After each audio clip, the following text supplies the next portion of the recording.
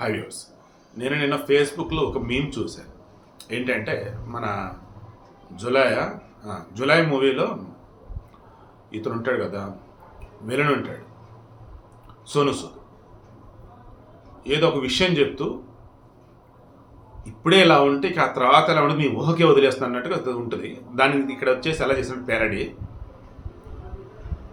Vision 2020 అన్నాడు ఆనాడు, హైదరాబాద్ ఎలా ఉంది ఈరోజు చూడు. ఇప్పుడు విజన్ 2047 అంటున్నాడు. ఇక అమరావతి మీద ఏపీ ఎలా ఉంటుందో నీ ఊహకే వదిలేస్తున్నా అని చెప్పేసి సోను సూద్ అంటున్నాడు. నాకు చాలా బాగా నచ్చింది అది.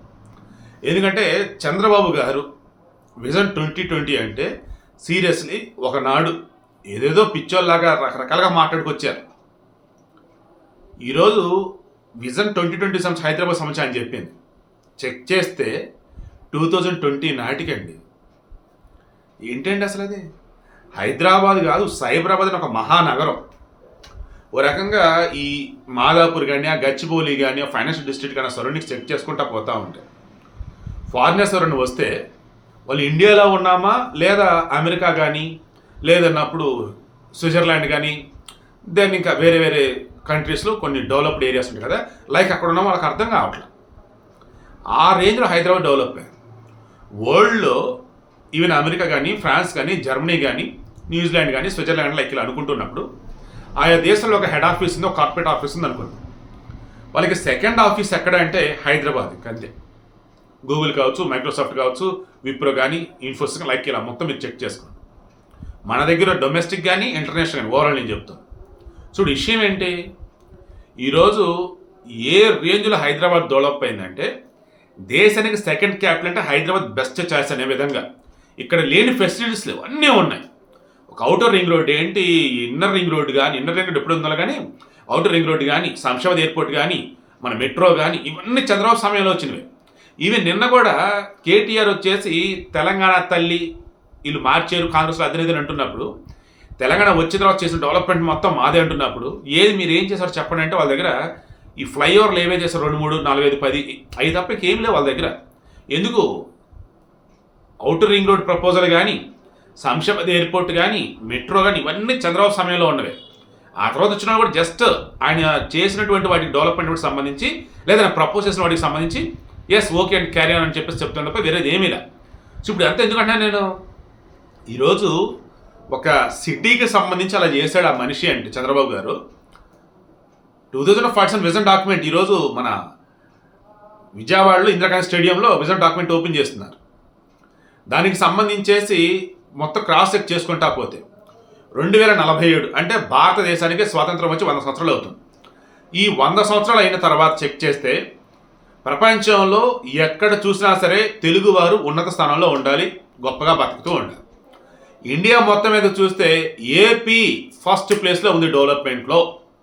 ఏపీలో లేని సౌకర్యం లేదు, అన్నీ అక్కడే ఉన్నాయి. ఈజ్ ఆఫ్ డూయింగ్ అంటే ఏపీ, డెవలప్మెంట్ అంటే ఏపీ, స్టేట్ జీడిపి అన్నా సరే ఏపీ. ఇలా చెప్పుకుంటూ పోతే అక్షరాల ఆంధ్రప్రదేశ్ పేరులోనే కాదు డెవలప్మెంట్ కూడా ఫస్ట్ ప్లేస్ ఉండబోతా ఉంది. ఇది చూసినటువంటి జనాలు 2047 రోజు చంద్రబాబు గారు అప్పటికీ బ్రతకుండా మనస్ఫూర్తి కోరుకుంటూ ఉన్నాను నేను. ఎందుకంటే ఇప్పుడు ఆయన వయసు వచ్చేసి 75, 78, 76 ఖచ్చితంగా ఉంటారు, నో డౌట్. ఎందుకంటే చాలా డైట్ కరెక్ట్గా తీసుకుంటూ ఉంటారు కాబట్టి ఆయన. ఇది ఆల్రెడీ 2024 కదా, దెన్ 2047 అన్నప్పుడు 34, ఇంకొక 23 సంవత్సరాలు 100% ఆయన ఉంటారు. నిన్ను నూరేళ్ళు గొప్పగా బ్రతకమండి బాబు గారు. సో ఇప్పుడు విషయం ఏంటి, 2047 నాటికండి డ్రోన్ క్యాపిటల్ మన అమరావతి అన్నారు. ఇప్పుడు చూసుకుంటే ఫైనాన్షియల్ క్యాపిటల్ వచ్చేసి వైజాగ్ కనిపిస్తుంది. శ్రీ సిటీ మన రాయలసీమ సైడ్ చూసుకుంటూ ఉంటే అక్కడ లేని కంపెనీ లేదు. పోర్టుల పరంగా చూసుకుంటూ ఉన్నప్పుడు 978 కిలోమీటర్ల మనకి సముద్రపు లైన్ ఉందన్నమాట, మనకి సముద్ర తీరం. అలా చూసుకుంటూ ఉన్నప్పుడు కొత్తగా శ్రీకాకుళం జిల్లాలో పోర్టు రాబోతుంది. అండ్ ఆల్రెడీ మన విశాఖపట్నంలో వచ్చేసి విశాఖపట్నం పోర్టు ఉంది, గంగవరం పోర్టు ఉంది, అదో కాకినాడ పోర్టు, ఇప్పుడు మచిలీపట్నం పోర్టు రెడీ అవుతుంది. ఆ తర్వాత చూసుకుంటున్నప్పుడు దుగ్గరాజపట్నమా సమ్మేదో మన ప్రకాశం జిల్లాలో ఒకటి రెడీ అవుతుంది. ఆ తర్వాత చూసుకుంటూ ఉన్నప్పుడు మనకు వచ్చేసి నెల్లూరులో కృష్ణపట్నం పోర్టు ఉంది. పోర్టుల పరంగా ఎక్స్ట్రాడినరీ డెవలప్ అవబోతుంది. ఎయిర్పోర్ట్లు రామ్మోహన్ రెడ్డి గారు మనకి పౌర విమాన శాఖ మంత్రి ఇండియాకి సూపర్ అనమాట. ఆల్రెడీ జస్ట్ నిన్ననే స్టార్ట్ అయినాయి. రాజమండ్రి నుంచి డైరెక్ట్గా ఢిల్లీకి ఫ్లైట్లు స్టార్ట్ అయినాయి. విజయవాడ ఎయిర్పోర్ట్ ఇంటర్నేషనల్ ఎయిర్పోర్ట్గా డెవలప్ చేయబోతా ఉన్నారు. అండ్ విశాఖపట్నం భోగాపురం దగ్గర పెద్ద ఎయిర్పోర్ట్ రాబోతూనే ఉంది, international airport. And already Kadapa కానీ కర్నూలు కానీ అక్కడ వచ్చేసి ఉన్న వాటిని డెవలప్ చేయబోతున్నారు. ఈ మధ్యలో వచ్చేసి నెల్లూరు దగ్గర కూడా ఒకటి రావచ్చు అని అంటున్నారు. సో ఈవెన్ కుప్పంలో ఒకటి వచ్చేసి ట్రాన్స్పోర్ట్ పర్పస్ అన్నట్టు అది ఒకటి రావచ్చు అంటున్నారు. ఇలా చెక్ చేస్తే ఏది సముద్రానికి సంబంధించేసి నౌకాశ్రయాలకు సంబంధించి మామూలుగా ఎయిర్పోర్ట్లకు సంబంధించి ఇవన్నీ పక్కన పెట్టుకుంటే ఇన్ఫ్రాస్ట్రక్చర్ వైజ్ చూసుకుంటే అసలు ఏం డెవలప్మెంట్ అండి. అసలు ఆంధ్రప్రదేశ్లో రోడ్లు అంటే అసలు ఇంత బాగుంటాయా, రోడ్లు అంటే ఇంత విశాలంగా ఉంటాయా అన్నవే ఇప్పుడు మొత్తం లైన్లు నడుస్తూ ఉన్నాయి, పడతా ఉన్నాయి. ఈవెన్ రూరల్కి సంబంధించేసి కూడా విలేజ్ నుంచి మండలానికి కానీ ఆ మండలం నుంచి జిల్లా కనెక్టివిటీ పాయింట్స్ కానీ ఈ మధ్యన టౌన్లు కానీ టౌన్లో కానీ సిటీ అంతర్గత రోడ్లు కానీ అన్నీ కూడా ఎక్స్ట్రాడినరీ ఇప్పుడు ముందుకు తీసుకెళ్తా ఉన్నారు.